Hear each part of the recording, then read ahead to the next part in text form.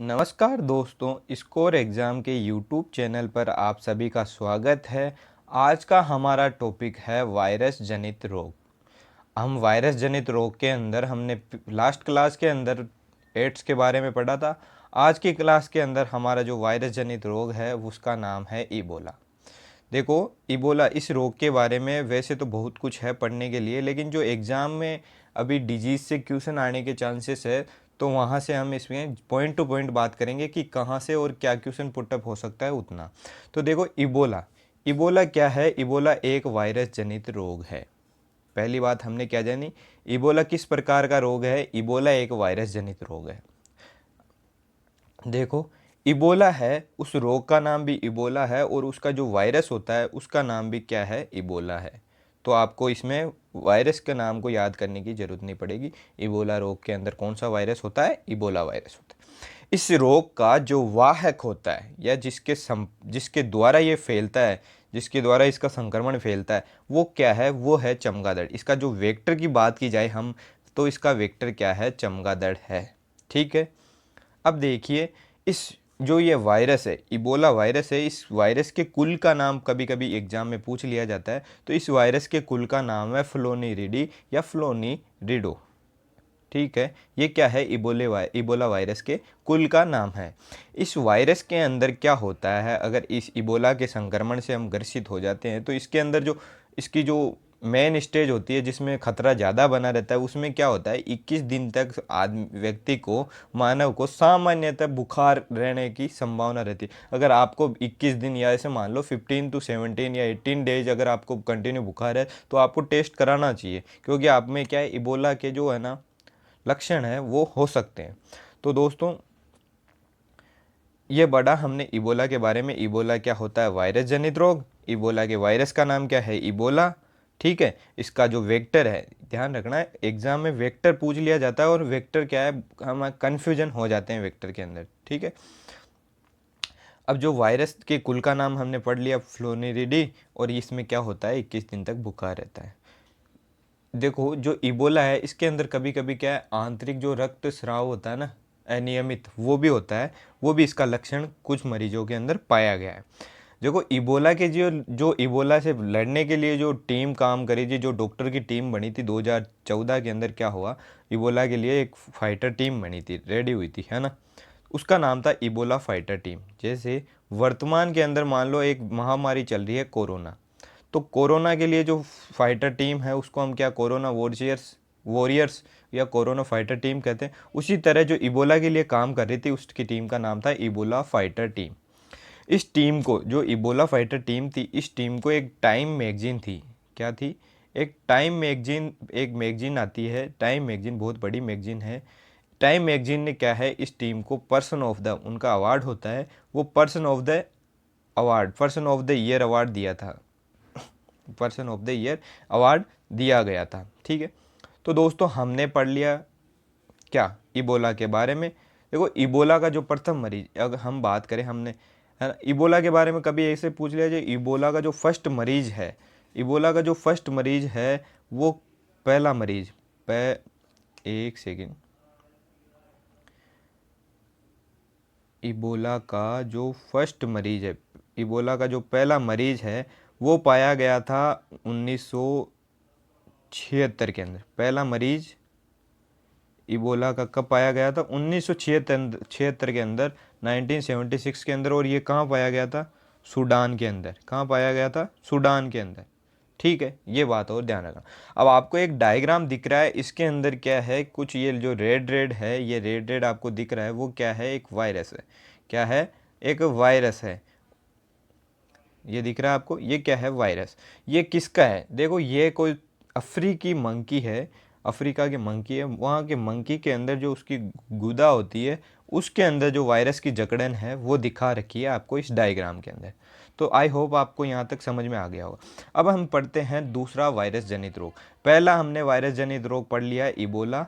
पहला हमने क्या वायरस जनित रोग क्या पढ़ा? इबोला। अब हम पढ़ेंगे दूसरा वायरस जनित रोग। दूसरा वायरस जनित रोग क्या पढ़ेंगे हम पढ़ेंगे दिमागी बुखार। देखो, दिमागी बुखार होती है, दिमाग के अंदर कहे ना, कहते हैं ना कि दिमाग की बुखार आ गई इसको, या दिमाग की बुखार है। तो देखो हम पढ़ेंगे दिमागी बुखार क्या होती है।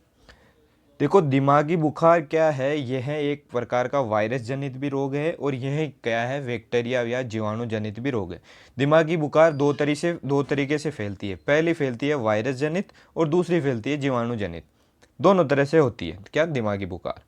देखो हम अभी आज की क्लास के अंदर हम वायरस जनित रोग की बात कर रहे हैं, तो हम वायरस के जनित जो दिमागी बुखार है उसके बारे में अध्ययन करेंगे।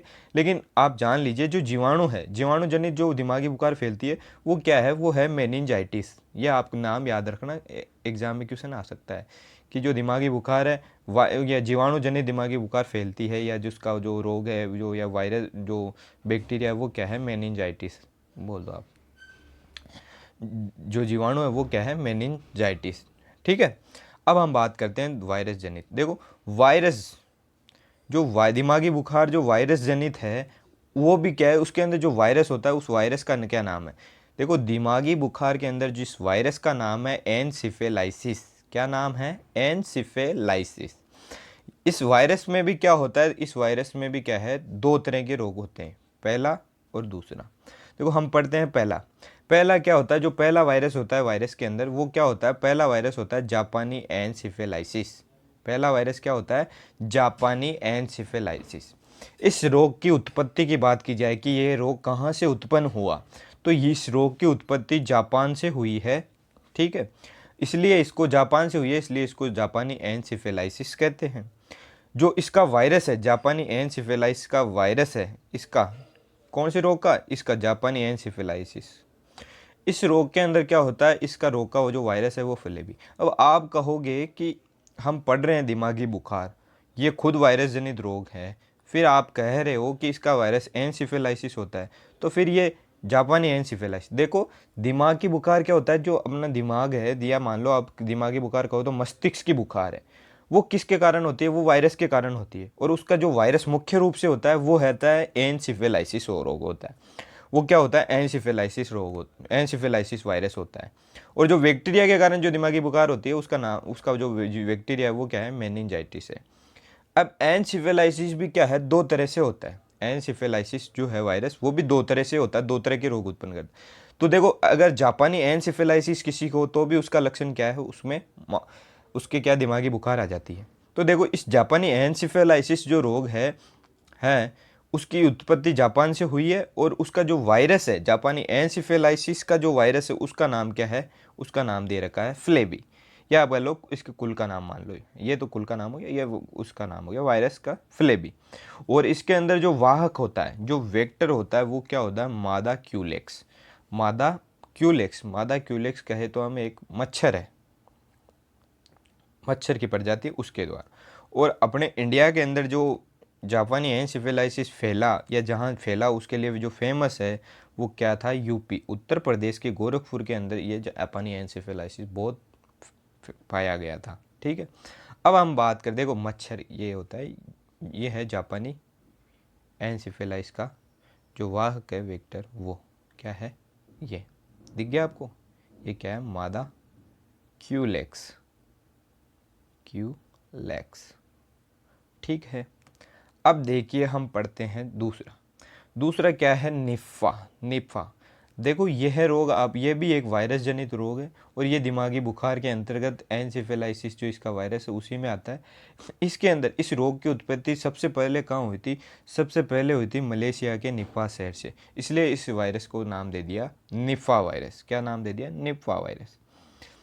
यह जो वायरस है इसको नाइव नीव या नाइव बुक भी कह सकते हैं, आपको जो आपका प्रोनाउंसिएशन है वो, यह कहते हैं निफा वायरस।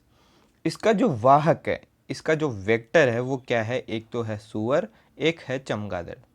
क्या है, एक तो सुअर, ये जो जिसको पिग, और एक है चमगादड़, बेट। देखो निपा वायरस के बारे में पढ़ते हैं। निपा वायरस संक्रमण NIV निपा वायरस के कारण एक वायरल संक्रमण है, बोले तो एक वायरस जनित संक्रमण है। संक्रमण के लक्षण में क्या होता है, बुखार आती है, दो बोले हम दिमागी बुखार की बात करें तो वो खांसी होती है, सिर दर्द, सांस की तकलीफ और भ्रम से भी भिन्न होते हैं।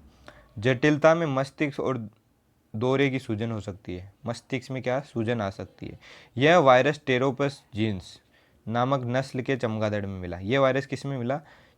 टेरोपस जीन्स नाम की एक जो चमगादड़ की एक नस्ल होती है उसके अंदर मिला। 1995 में यह वायरस एक पिग के अंदर, सुअर के अंदर भी देखने को मिला था। तथा नाइव एम जो निपा वायरस है, निपा एम, वो क्या है? नाइव निपा वायरस इस मलेशिया, अगर मलेशिया में मिला था तो हमने क्या कर दिया? निपा एम या NIV-M बोल दिया। तथा NIV-B ये क्या है? ये निपा बी क्या है? जो बांग्लादेश में मिला था तो इसका नाम क्या कर दिया? NIV-B। निपा वायरस फ्रूट मतलब जो फल होते हैं चमगादड़ों से होता है। जैसे कि जिस पेड़ पर चमगादड़ रहते हैं, देखिए जिस पेड़ पर चमगादड़ रहते हैं वहाँ इस वायरस को फैला देते हैं और उस पेड़ के फल खाने से यह वायरस हो जाता है। और यह क्या है? एक लाइलाज बीमारी है जिससे मुक्ति मतलब मृत्यु भी हो सकती है ना भाई। इस वायरस से बचाव है, जो मुक्ति कब मिलेगी? वो मृत्यु के साथ भी, मृत्यु के साथ ही मिलती है, पहले नहीं मिलती। अभी तक इस बीमारी का कोई इलाज, मतलब इस बीमारी के अंदर आदमी की मृत्यु होती है, इसका अभी तक कोई इलाज नहीं मिला है, कोई इलाज नहीं है। देखो भारत के अंदर जो निपा वायरस था वो सर्वप्रथम आया था 2001 के अंदर। और 2001 के अंदर कहाँ आया था? भारत में पश्चिम बंगाल के अंदर आया था। फिर 18-17 साल बाद में वापस ये भारत के अंदर इस जो निपा वायरस है इसकी एंट्री हुई थी 2018 के अंदर केरल में। आप सभी को याद हो तो काफ़ी दिनों तक चर्चा के अंदर रहा था। ठीक है, देखो निपा वायरस के, ये देखो आप को एक डायग्राम है, इसमें दिख रहा है कि ये कैसे संक्रमण फैलता है। जैसे मान लो कि ये है एक चमगादड़, है ना, ये कोई फल खाती है और उस फल को अपन खा लेते हैं और फिर अपन किसी व्यक्ति के संपर्क में आते हैं तो ऐसे इसकी चेन बनती है। या मान लो चमगादड़ है, transmission of Nipah humans may occur after direct contact, मतलब ये अपन जैसे डायरेक्ट चमगादड़ और सुअर के कांटेक्ट में आ जाते हैं तो भी ये क्या है? फैलने के इसके चांस रहते हैं। तो दोस्तों आज का हमारा टॉपिक यहीं ख़त्म होता है। आज हमने 2 रोगों के बारे में बात की। पहला रोग था इबोला। इबोला का जो प्रथम मरीज पाया गया था वो पाया गया था 1976 के अंदर सूडान के अंदर। इसमें क्या होता है? इसमें 21 डे फीवर मतलब 21 दिन का बुखार होता है। इसका जो वेक्टर है, इसका वेक्टर भी चमगादड़ है। इसके लिए जो डॉक्टर्स की टीम थी इबोला फाइटर टीम्स 2014 में, उसको क्या टाइम मैगजीन के person of the year award से नवाजा गया था, person of the year award से। और इबोला वायरस के वायरस का नाम भी इबोला है और इसके कुल का नाम फ्लोनिरिडी है। ये हमने पढ़ लिया। फिर हमने पढ़ा दिमागी बुखार। दिमागी बुखार 2 तरीके से होती है, एक होती है वायरस जनित, एक होती है जीवाणु जनित। तो जीवाणु जनित होती है तो जीवाणु, उसमें जो जीवाणु वो होता है मेनिंजाइटिस, और वायरस जनित होती है उसमें वायरस का नाम है एनसीफेलाइसिस। एनसीफेलाइसिस भी 2 तरीके से होता है, एक होता है जापानी एनसीफेलाइसिस। उसके अंदर क्या है? जापानी एनसीफेलाइसिस, इस रोग की उत्पत्ति जापान से हुई थी इसलिए इसका नाम जापानी एनसीफेलाइसिस दिया। और इसका जो वायरस है उसका नाम है फ्लेबी, और इसका जो वेक्टर है वो है मादा क्यूलेक्स। और जो अपने इंडिया में जो जहाँ तक ये ज़्यादा पाया गया है वो क्या है? यूपी के गोरखपुर शहर से। फिर हमने पढ़ा निपा वायरस। निपा वायरस की उत्पत्ति मलेशिया के निपा शहर से हुई थी। इस वायरस को NIV वायरस भी कहते हैं। इसका जो वाहक है, इसका जो वेक्टर है वो सुअर और चमगादड़ है। क्या है? सुअर और चमगादड़। इसका देखो ये क्या है? अपन जब सुअर या चमगादड़ के संपर्क में आए, डायरेक्ट आए या इनके द्वारा, जैसे चमगादड़ ने कोई फ्रूट खा लिया या किस पेड़ पे चमगादड़ फैला देती है। मान लो किसी फ्रूट के पेड़ पे चमगादड़, सेब, अपन सेब खाते हैं तो सेब के पेड़ के ऊपर अगर चमगादड़ रह रही है तो वो उस पेड़ पे फैला देगी और उससे हमें क्या है? वो अपन उस फल से अपने अंदर ट्रांसमिशन हो जाए और फिर अपन किसी व्यक्ति के संपर्क में आएंगे तो ऐसे ट्रांसमिशन उसका फैलता जाएगा। ठीक है। और भारत के अंदर याद रखना, भारत के अंदर निपा वायरस जो सर्वप्रथम आया था वो 2001 के अंदर पश्चिम बंगाल के अंदर आया था। और दोबारा भारत के अंदर निपा वायरस की एंट्री कब हुई थी? 2018 में केरल में हुई थी। ठीक है। तो दोस्तों आज का सेशन यही ख़त्म होता है। चैनल से बने रहने के लिए आप सभी का धन्यवाद। अगर किसी को कोई प्रॉब्लम हो तो आप कमेंट सेक्शन में ज़रूर बताइए। नेक्स्ट क्लास के अंदर आपके